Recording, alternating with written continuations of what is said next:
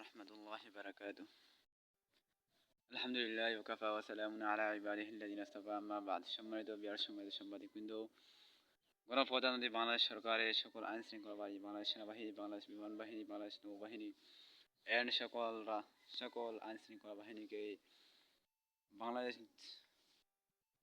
সকল রাজনীতি সংগঠনের বৃন্দকে শেখুল হাদিস ইবনে শেখুল হাদিস আল্লামা মামুনুল হক সাহেব দামাত বারকাতুহুম আর হাফিজুল্লাহকে আমাদের সিলেট গোয়েন্দা সিটি কর্পোরেশনের পক্ষ থেকে আন্তরিক মুবারকবাদ ও পান্ডাল অভিনন্দন। সম্মানিত বিহার সম্মানিত সাংবাদিকবৃন্দ, আসলে আমি দীর্ঘ আলোচনা করব না, সংক্ষিপ্ত আকারে আমি আমার বক্তব্য স্থাপন সমাপ্ত করবো ইনশাআল্লাহ। আলাইহি তাওয়াক্কালতু ওয়া ইলাইহি মুনীব। সম্মানিত বিহার সম্মানিত সাংবাদিকবৃন্দ, আমাদের সময় মাত্র নির্বাচনের সময় আছে মাত্র 2 মাস। ফেব্রুয়ারির মধ্যে আমাদের রমজানের আগেই আমাদের জাতীয় নির্বাচন অনুষ্ঠিত হয়ে যাবে ইনশাআল্লাহ। এরই মধ্যেই বাংলাদেশ সেনাবাহিনী, বাংলাদেশ আইন শৃঙ্খলা বাহিনী আমাদের ডিসেম্বর শেষের দিকে জানুয়ারির মধ্যেই মাঠ পর্যায়ে কাজ করবেন বাংলাদেশ সেনাবাহিনী, বাংলাদেশ আইন শৃঙ্খলা বাহিনী, বাংলাদেশ নির্বাচন অফিসারের মাধ্যমে আমাদের এই নির্বাচন সুষ্ঠুভাবে হওয়ার জন্য বিভিন্ন দেশ থেকে আমাদের দেশে আগমন করবে ইনশাআল্লাহ। পাশে থাকবেন বাংলাদেশ সেনাবাহিনী, বাংলাদেশ আইন শৃঙ্খলা বাহিনী। বাংলাদেশ সেনাবাহিনী আমার পক্ষ থেকে অসংখ্য ধন্যবাদ জানাই আমাদের সিটি কর্পোরেশনের পক্ষ থেকে। সম্মানিত সেনাবাহিনী বৃন্দকে অসংখ্য ধন্যবাদ জানাই আমার পক্ষ থেকে। চারিপক্ষ হলো আমার জন্য ওনারা সময় দিচ্ছেন মানে আমার খবর নিচ্ছেন, ধন্যবাদ জানাই। আমি শেখুল হাদিস ইবনে শেখুল হাদিস দামাত বারকাতুহুম, যেহেতু আমাদের সময় আপনার সময় মাত্র আছে 2 মাস, যেহেতু আপনার ঢাকা 13 আসনের মধ্যে আপনি প্রার্থী, ইনশাআল্লাহ আমরা দোয়া রাখবো, আশায় রাখবো আপনার বিজয় হওয়ার জন্য। ইনশাআল্লাহ বাতিলের মোকাবেলার মধ্যেই আপনি বিজয় হবেন, আমাদের আশা আকাঙ্ক্ষা আছে। আমরা এই দোয়া রাখবো আপনি বিজয় হওয়ার জন্য। সম্মানিত শেখুল হাদিস ইবনে শেখুল হাদিস দামাত বারকাতুহুম, আমাদের এই 16 ডিসেম্বরের পূর্বেই আগেই আমাদের প্রফেশনালটা করার জন্য আপনার কাছে আগে একটি লাইভে বলেছিলাম, প্রফেশনালটা করার জন্য আসলে প্রফেশনাল হয়ে গেলে আমাদের কাজটা সামনের দিকে চলে যাবে।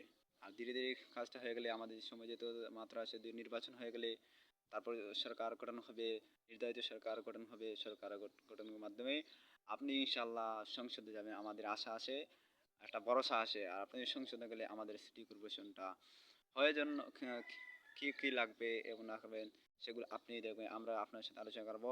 এরপরে লিগিয়া যারা সরকার গঠন করবে তাদের সাথে আলোচনা করবো। প্রমোশনটা করার জন্য আপনার কাছে অনুরোধ জানাচ্ছি। সম্মানিত শেখুল হাদিস ইবনে শেখুল হাদিস আপনার কথা, আসলে আমার বক্তব্যের মধ্যে কিছু ভুল ত্রুটি থাকতে পারে, যেহেতু মানুষ ছোট। আর সাথে সাথে ধীরে ধীরেই তো মানুষ তো বড়, মানে ছোট থেকে আস্তে আস্তে বড় হয়। এই জন্য কিছু কথা বলার মধ্যে আমাদের ভাষা হচ্ছে সিলেটি ভাষা আর গোয়াইনকারী ভাষা, অন্যরকম ভাষা। আর আপনাদের ঢাকা ভাষা হচ্ছে অন্যরকম ভাষা।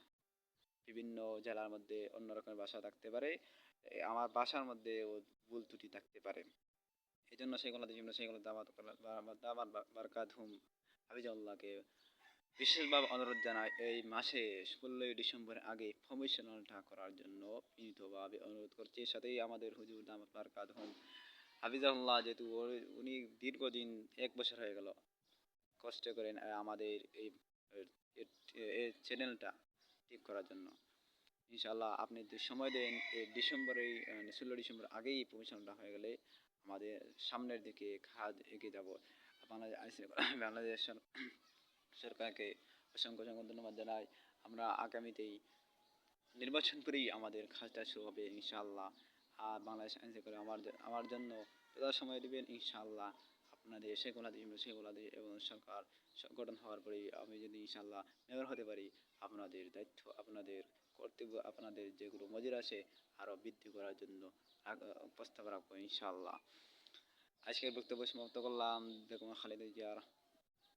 খালেদা জিয়া সুস্থতায় কামনা করি আজকে বক্তব্য সমাপ্ত করে বাংলাদেশ আইন শৃঙ্খলা বাহিনী যথাসময়ের মধ্যে নির্বাচনকে সুষ্ঠু করার জন্য বাংলাদেশ ইসির মাধ্যমে, নির্বাচন কমিশনের মাধ্যমে মাঠ পর্যায়ে কাজ করার জন্য অসংখ্য ধন্যবাদ আমাদের সিটি কর্পোরেশনের পক্ষ থেকে। এবং বাংলাদেশকে এবং নির্বাচনকে শান্তিভাবে, পূর্ণভাবে মাঠ পর্যায়ে কাজ করা সকল রাজদেশীয় সংগঠনবৃন্দকে আমাদের পক্ষ থেকে জনাব তারেক রহমান সাহেবকে আমাদের সিটি কর্পোরেশনের পক্ষ থেকে লাল গোলাপ শুভেচ্ছা ও আন্তরিক মুবারক। আজকে বক্তব্য সমাপ্ত করলাম। বাংলাদেশ চিরজীবন, বাংলাদেশ জিন্দাবাদ, বাংলাদেশ গোয়েঙ্কার জিন্দাবাদ জিন্দাবাদ। আসসালামু আলাইকুম রহমতুল্লাহ।